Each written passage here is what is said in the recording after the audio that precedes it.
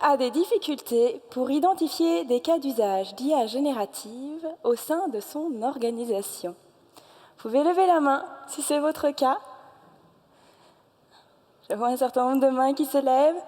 Là-bas aussi, un petit peu plus d'hésitation là. L'IA générative a pris tout le monde d'assaut. Et vous voulez être pionnier dans cette transformation. Mais pour pouvoir identifier des cas d'usage, il faut d'abord tester, expérimenter l'IA générative.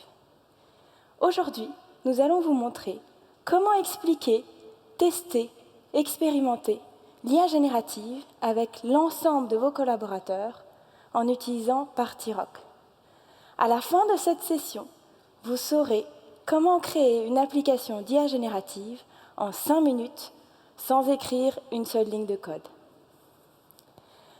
Bonjour à tous, je suis Marie Lepoutre et je serai accompagnée aujourd'hui par Lior Pérez pour une démonstration passionnante et Aaron Hand d'Holcim qui vous montrera comment il a utilisé PartyRock pour développer sa communauté d'IA générative. Commençons. Pour vous expliquer les défis que les organisations rencontrent aujourd'hui avec l'IA générative, je vais jouer le rôle d'une présidente directrice générale d'une entreprise du BTP. Et je viens d'embaucher un responsable d'IA générative. Je vous prie d'accueillir chaleureusement Lior Pérez qui va jouer ce rôle.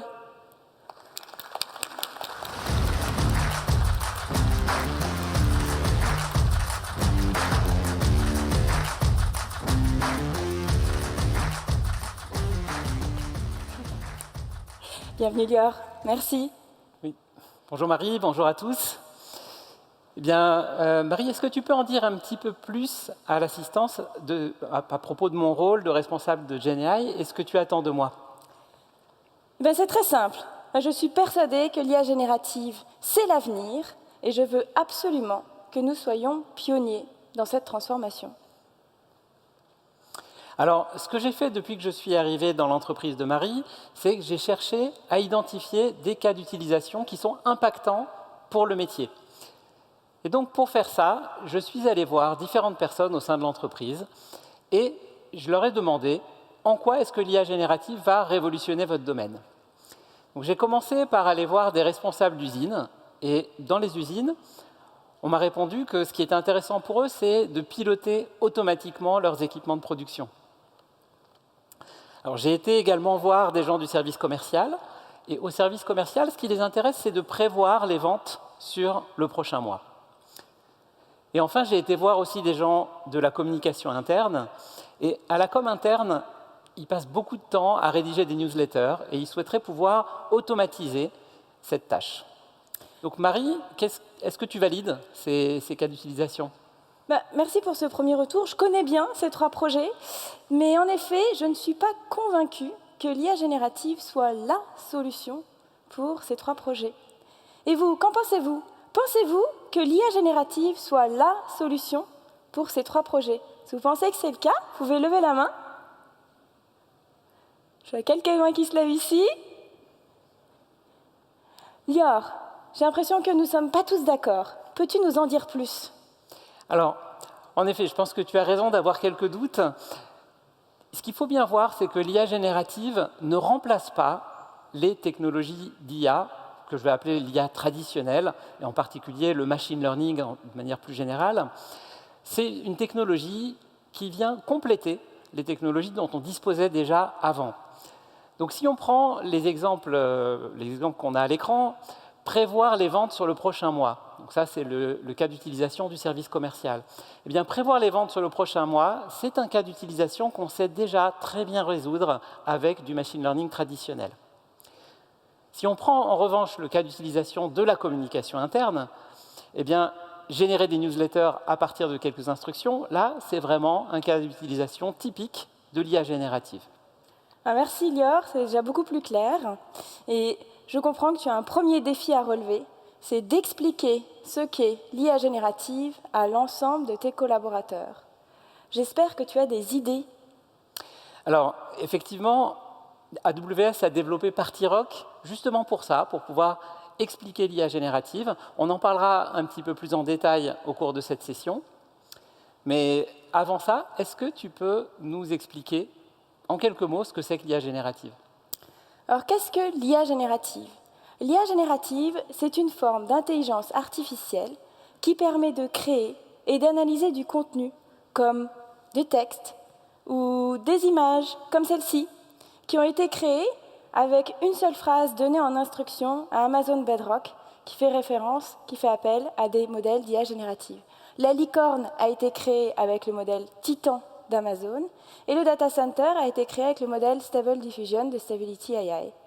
D'ailleurs, les services AWS proposent un large choix de modèles d'IA générative afin que vous puissiez choisir le modèle qui convient le mieux à vos besoins. Et en parlant de modèles, il y a 2 termes importants à retenir.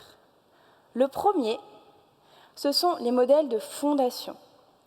Dans le monde de l'IA générative, les modèles de fondation sont similaires aux fondations que vous avez pour bâtir une maison.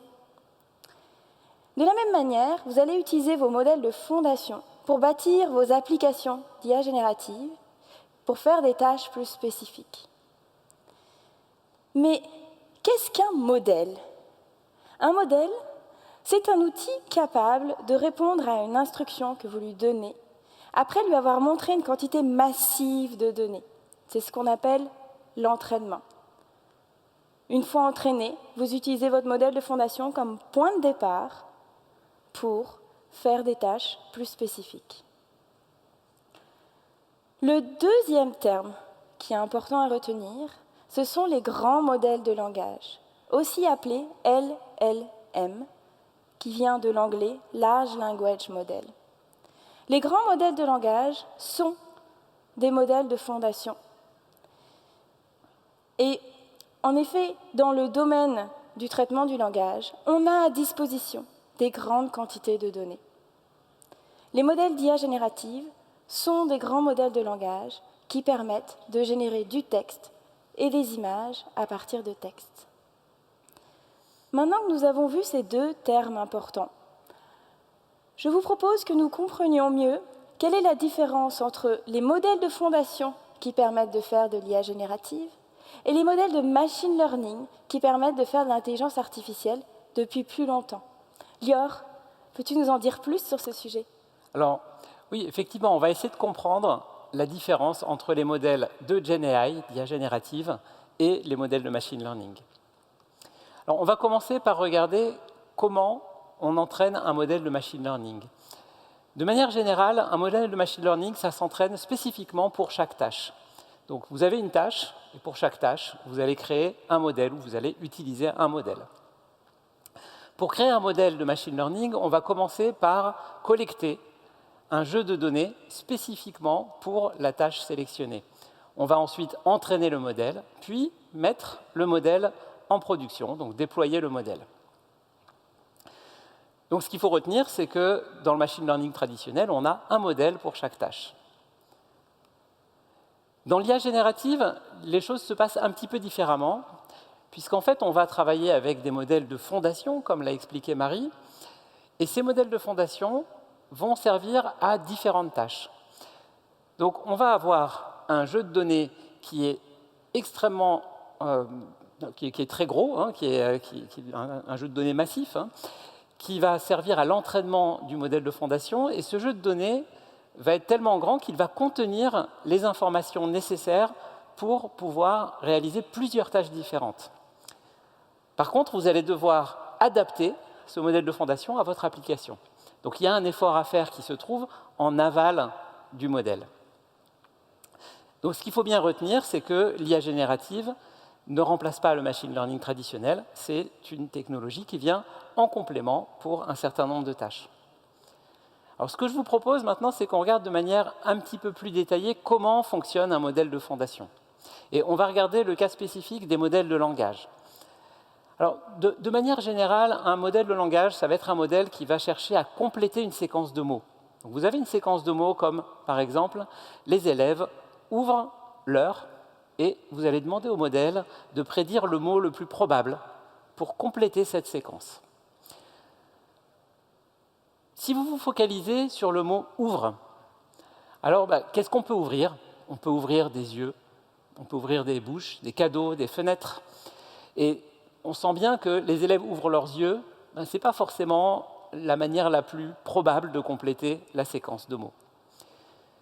Pour pouvoir trouver le mot le plus probable, il va falloir se concentrer, donc porter son attention sur des groupes de mots. Donc si on porte son attention sur le groupe de mots élève et ouvre, et dans une moindre mesure qu'on porte son attention sur le groupe de mots élève et leur, alors on va plus naturellement penser que les élèves ouvrent leurs livres ou les élèves ouvrent leurs cahiers. Ce mécanisme d'attention, c'est un mécanisme qui a été décrit dans un papier de recherche de 2017 qui s'appelle « Attention is all you need ». Et c'est un mécanisme qui est au cœur des modèles de langage que l'on retrouve aujourd'hui en IA générative. Alors maintenant qu'on a compris comment fonctionnent ces modèles d'IA générative, je vous propose qu'on passe en revue assez rapidement les services AWS qui sont à votre disposition pour utiliser la technologie d'IA générative. Donc on a des services qui vont se décliner pour toutes les catégories d'utilisateurs, pour les utilisateurs qui sont les plus proches du métier, jusqu'aux utilisateurs les plus proches de la technique, donc que ce soit de la technique de développement informatique ou de la technique de data science. Alors on va commencer par les services qui sont les plus proches du métier. Donc on a PartyRock. Donc PartyRock, on va en parler plus en détail. C'est un service qui vous permet de tester et d'apprendre l'IA générative.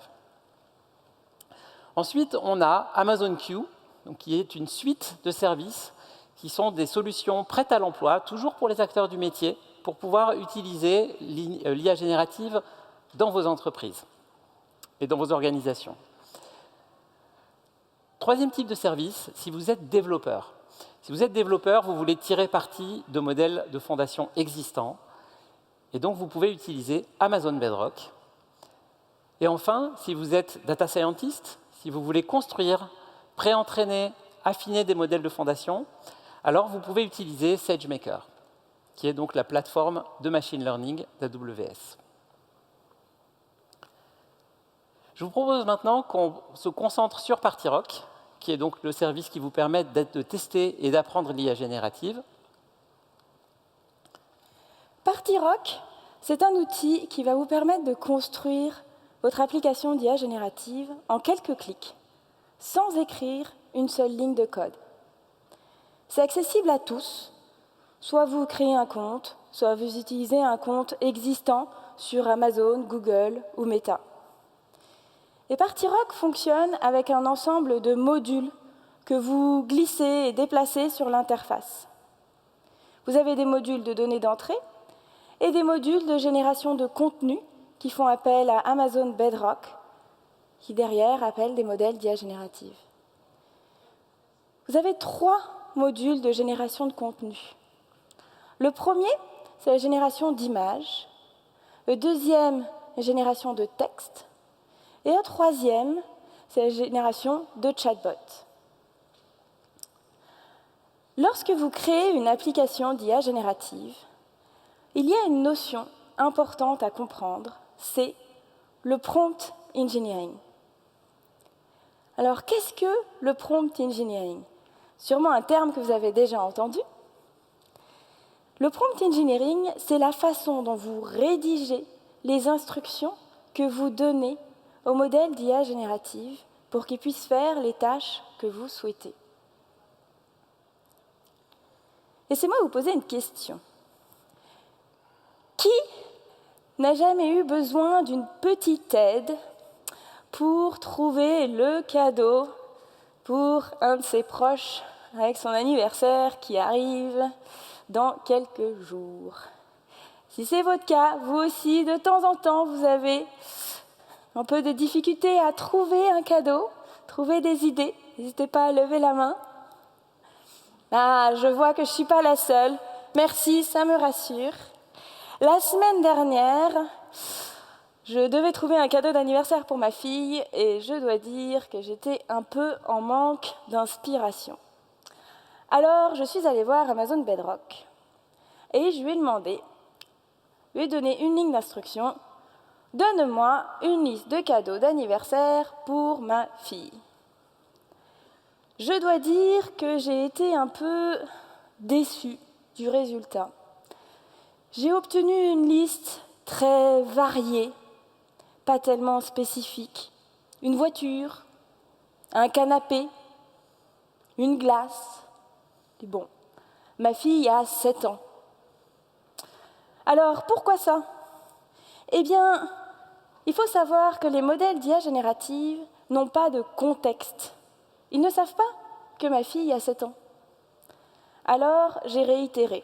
Et cette fois-ci, j'ai donné comme instruction « Donne-moi une liste de cadeaux d'anniversaire pour ma fille qui a 7 ans, qui aime les jeux de construction, de créativité, fabriqués en France, dans un budget de 20 €. Bon, autant vous dire que la liste était limitée, mais j'ai obtenu ce que je recherchais. En résumé, la règle d'or, c'est que si vous donnez votre prompt, votre instruction, à une personne qui ne connaît pas le sujet, qui n'a aucune connaissance préalable, aucun contexte, elle doit être capable de répondre correctement. Et c'est la même chose dans le cadre de votre organisation.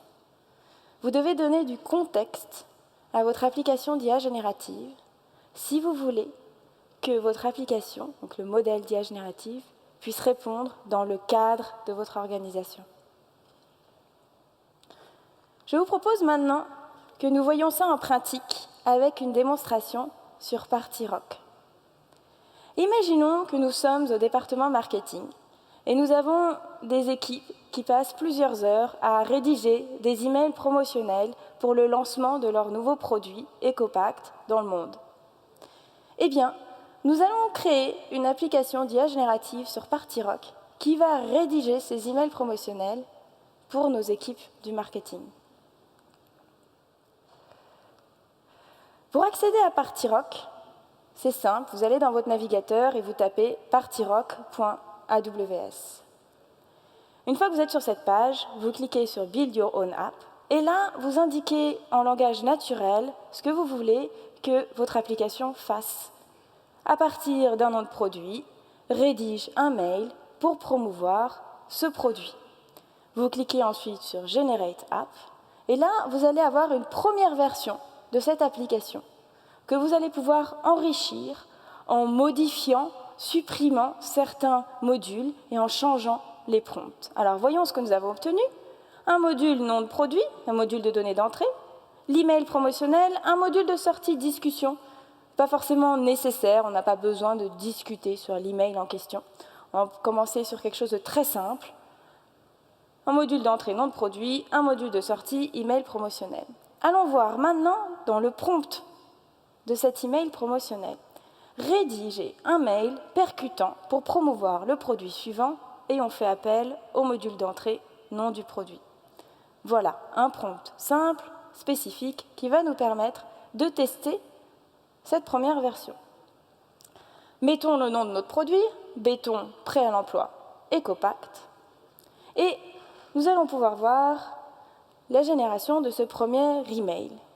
Alors vous voyez, déjà la première chose à vérifier, c'est que notre nom de produit a bien été pris en compte, donc en effet, révolutionnez vos chantiers avec EcoPact, le béton durable, donc en plus, on a bien compris quel est ce produit, qu'on retrouve tout notre mail avec une structure de mail classique.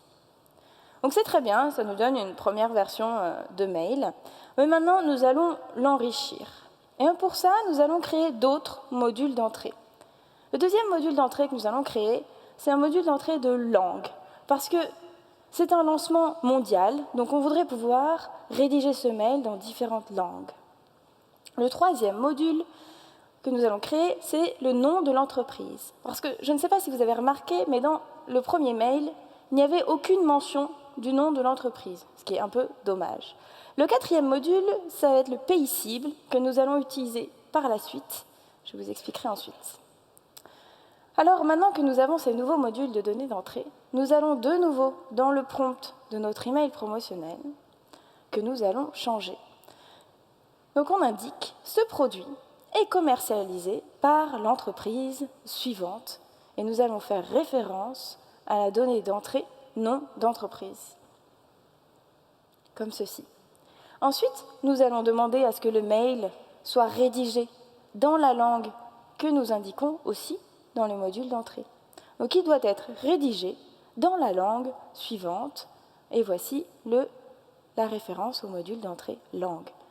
Par défaut, nous avons mis une valeur qui est français. Alors nous pouvons maintenant tester. Nous allons indiquer Holcim comme nom d'entreprise, par hasard. Et nous allons avoir donc une deuxième version de cet email promotionnel qui se génère. Alors vérifions déjà que nos différentes données d'entrée ont bien été prises en compte. Donc on voit bien le produit béton prêt à l'emploi EcoPact de l'entreprise Holcim. Chers clients, partenaires et professionnels du bâtiment, Holcim a le plaisir de vous présenter EcoPact. Donc très bien, nous avons une nouvelle version de ce mail qui est générée, qui maintenant prend en compte le nom du produit, la langue en français et le nom de l'entreprise. Alors nous voudrons aller plus loin. Et en particulier, nous aimerions nous assurer que ce mail prenne bien en compte les analyses des forces du produit. Donc, nous allons créer un nouveau module de génération de contenu qui va s'appeler « Analyse des forces du produit ». Dans le prompt, nous allons indiquer « Analyse les forces du produit » en faisant référence au module d'entrée « Nom du produit ». Et on va aussi utiliser notre quatrième module d'entrée, le pays cible, parce qu'en effet, suivant le marché auquel s'adresse cet email, les analyses des forces du produit sont différentes, nos stratégies marketing diffèrent. Donc cette analyse doit être effectuée pour le marché suivant et nous faisons référence au module d'entrée pays cible. Sauvegardons ce nouveau prompt. Donc comme vous voyez, on peut déplacer, glisser les modules pour avoir une interface facile d'utilisation. Testons ce nouveau module qu'on indique en pays cible la France. Et donc on a des analyses de force du produit qui sont générées avec de l'IA générative. Pour analyser les forces du produit béton prêt à l'emploi EcoPact, donc on a bien notre nom de produit, sur le marché français, qui a bien pris en compte notre pays cible, et là, on commence à lister les différentes forces du produit. Première, avantages environnementaux, parce que EcoPact est un béton à faible empreinte carbone et que c'est particulièrement important sur le marché français. Retrouve les performances techniques, la réglementation est énorme et le coût. Alors maintenant, ce que nous voulons, c'est que notre mail promotionnel utilise les analyses des forces du produit. Donc pour ça, nous allons utiliser un concept qui s'appelle le chaînage LLM. Et nous allons, dans le prompt de l'email promotionnel, faire référence aux analyses des forces du produit. Qu'on indique, le mail doit se baser sur les forces du produit décrites dans le module que nous avons juste créé au-dessus. Et donc de cette manière, avec le chaînage LLM, avec simplement 2 données d'entrée, le nom du produit, le pays cible, nous avons généré une analyse des forces du produit. Et cette analyse-là est prise en compte comme donnée d'entrée au modèle d'IA générative qui va rédiger le mail promotionnel sur cette base. Et donc vous voyez, sur cette nouvelle version du email promotionnel, nous avons toujours évidemment la référence de notre produit, la référence de l'entreprise, Holcim, c'est toujours en français, mais aussi on retrouve que c'est une solution durable, qu'elle répond aux exigences réglementaires et que vous allez bénéficier d'économies substantielles à long terme. Et donc on retrouve dans la structure de notre mail les forces du produit analysées dans le module juste au-dessus. Alors nous allons maintenant faire un test supplémentaire. On aimerait rajouter du contexte, comme je le disais avant quand je parlais de prompt engineering. Donc nous allons rajouter des informations supplémentaires à notre produit. Nous créons un module d'entrée qui s'appelle Info Produit. Donc encore une fois, on peut les déplacer et les glisser. Et donc dans ce module, nous allons rajouter des informations supplémentaires qui viennent de notre organisation. Et ça va permettre à notre email d'être beaucoup plus percutant et de prendre en compte le contexte lié à notre organisation. Donc dans le prompt de l'email promotionnel, nous indiquons « Le mail peut prendre en compte les informations supplémentaires qui sont dans le module Info Produit ». Il faut bien comprendre que par T-Rock, permet de tester et d'expérimenter. Donc, dans le cadre de PartyRock, nous allons simplement ajouter des informations du produit dans ce module d'entrée. Mais dans le cadre de votre organisation, vous pouvez utiliser Amazon Q et Amazon Bedrock pour relier automatiquement à vos données d'entreprise et donc donner de façon automatique du contexte à vos applications d'IA générative. Là, par exemple, dans les informations du produit, on indique que ça suit la réglementation en vigueur RE 2020. Donc on a une nouvelle version de cet email promotionnel qui se génère, qui prend en compte toujours tout ce que nous avons créé avant, c'est-à-dire la langue, le nom du produit, le nom de l'entreprise, les analyses des forces du produit, mais aussi les points spécifiques que nous avons rajoutés sur le produit, en particulier le fait que ce soit conforme aux réglementations en vigueur, comme la RE 2020. Et donc de cette manière, vous avez créé un email qui est percutant, qui est spécifique au marché cible auquel s'adresse votre email. Le dernier test que nous n'avons pas encore fait, c'est de changer la langue. Donc, nous allons changer la langue en français, qui est de base en français. Nous allons la mettre, allez, l'anglais c'est trop facile, nous allons la mettre en espagnol. Alors, évidemment, les modules d'entrée ne changent pas, d'accord, ce sont des modules d'entrée. Les modules d'analyse des forces du produit ne changent pas parce que nous ne l'avons pas lié au module de langue. Mais par contre, notre email promotionnel se rédige maintenant en espagnol. Enfin, je ne suis pas bilingue, donc est-ce que si quelqu'un dans la salle est espagnol ou connaît bien l'espagnol, peut me confirmer que cet email est bien en espagnol? Oui, merci. Ok. Estimados clientes y socios, atentamente, su nombre Holcim. Parfait.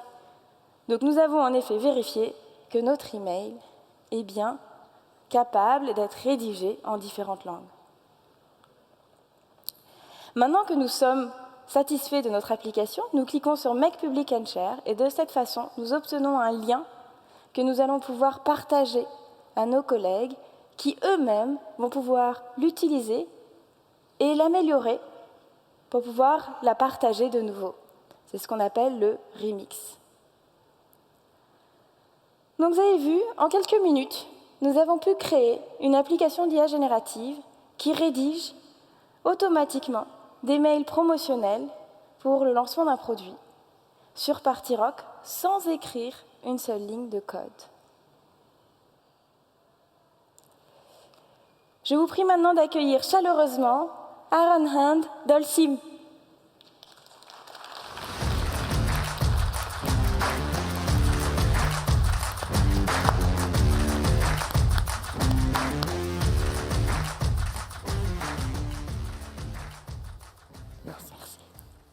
Alors, merci Léon, merci Marie. Alors, comme vous avez remarqué, moi je ne suis pas français, malheureusement, mais je suis irlandais. Mais aujourd'hui, je vais vous présenter en français comment Holcim a utilisé PartyRock pour développer sa communauté GenAI, mais avec quelques phrases franglais, IA, AI, vient de changer. Alors, Holcim. Holcim est le leader mondial dans le matériau de construction innovante et durable. En 2015, nous avons fusionné avec Lafarge et depuis, on continue à diversifier et grandir nos gammes de produits. Chez nous, nous avons 70 000 employés dans 70 pays et selon Fast Company, nous sommes le leader mondial de l'innovation. Mais au centre de notre stratégie d'innovation, c'est l'idée d'avoir IA partout. Mais comment avoir l'IA partout avec 70 000 employés? Nous avons commencé à créer notre communauté AI Holcim. Et au centre de cette communauté AI Holcim, nous avons notre AI Center of Excellence, AI COE. C'est 18 data leaders mondiaux répartis. C'est eux qui créent la stratégie IA pour Holcim. Ensuite, nous avons notre AI Community of Practice. Ça, c'est 31 data engineers développeurs et c'est eux qui ont mis en place la stratégie créé par la AICOE. Et ensuite, nous avons notre AI Community. Nos 520 membres passionnés de IA qui, eux, ils ont un rôle très important comme AI ambassadeurs. Et finalement, nous avons notre plateforme de communication pour tous les employés de Whole Team qui sont intéressés par IA. Mais après avoir mis ça tout en place, on avait un grand problème. On avait la AICOE, AICOP, et comment on peut mettre en place une stratégie pour aligner le AICOE et le COP et être transparent avec toute la communauté. Et c'est pour ça que nous avons créé le GenAI Radar. Le GenAI Radar cartographie le point des activités en temps réel entre le AICOE et le AICOP. Nous avons divisé le radar dans quatre catégories les plus importantes pour déployer la stratégie GenAI chez Whole Team. Quand il y a un point d'activité qui est arrivé au centre, dans la zone adopte, c'est-à-dire que le AICOE et le AICOP sont d'accord pour déployer. Et comme vous voyez sur la section technologie, chez Whole Team, nous avons déployé les technologies AWS, SageMaker, Bedrock, PartyRock, Q et Glue. Et actuellement, nous sommes en étude pour déployer AWS Data Zone. Mais on avait un autre problème. On a mis la communauté en place, on avait le GenAI Radar. Mais comment on va trouver les projets avec plus d'impact de GenAI? Et c'est pour ça que nous avons créé le Release Party. Bon, tout le monde aime un party, ouais. Alors, avec le Release Party, on commence, on prend 30 idées.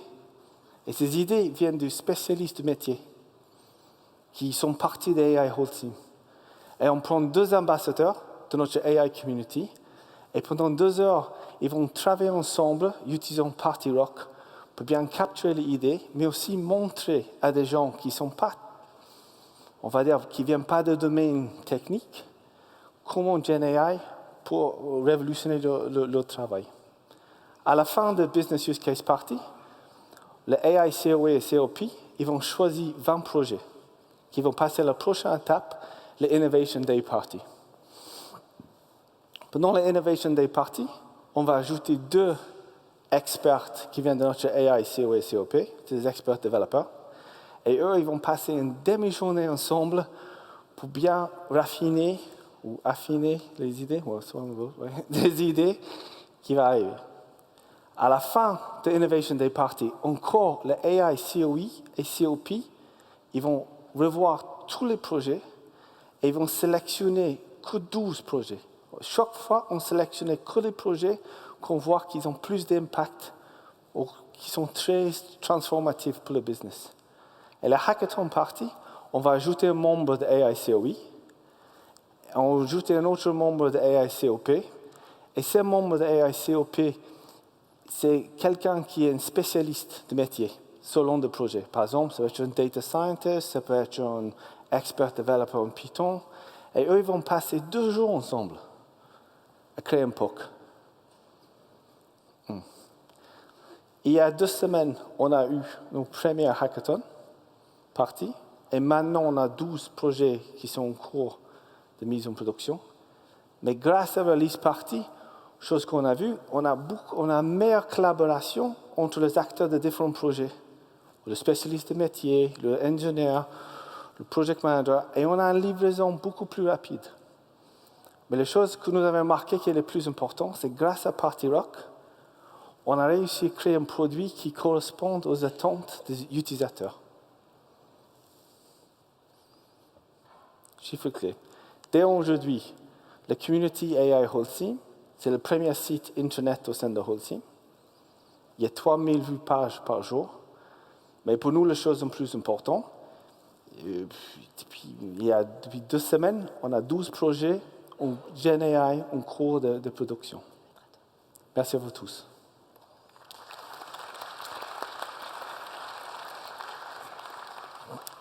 Bien, merci beaucoup Aaron.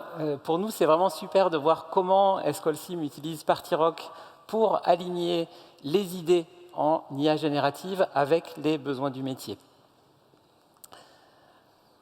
Alors, vous avez vu pendant cette session comment on peut réaliser une application d'IA générative en quelques minutes avec PartyRock.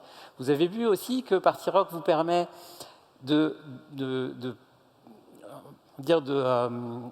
d'éduquer vos collaborateurs et d'expliquer l'IA générative à vos collaborateurs. Et ça vous permet également de générer des idées alignées avec les besoins métiers. Juste avant de conclure, je voudrais vous donner quelques ressources. Donc, une première ressource, c'est simplement l'URL de PartyRock, donc partyrock.aws, donc c'est sur votre gauche. La ressource du milieu, c'est un blog sur le prompt engineering. Donc, si vous voulez aller plus loin et comprendre encore mieux comment fonctionne le prompt engineering, n'hésitez pas à consulter cette ressource. Et enfin, la dernière ressource, sur votre droite, c'est simplement l'application PartyRock qu'on a créée aujourd'hui ensemble. Donc vous pouvez flasher ce QR code et tester dès maintenant cette application qui génère des emails promotionnels. Donc une toute dernière chose avant de conclure, je vous remercie de bien vouloir remplir le sondage sur l'application mobile pour nous dire ce que vous avez pensé de ces sessions. Bien, merci Aaron, merci Marie et merci à tous.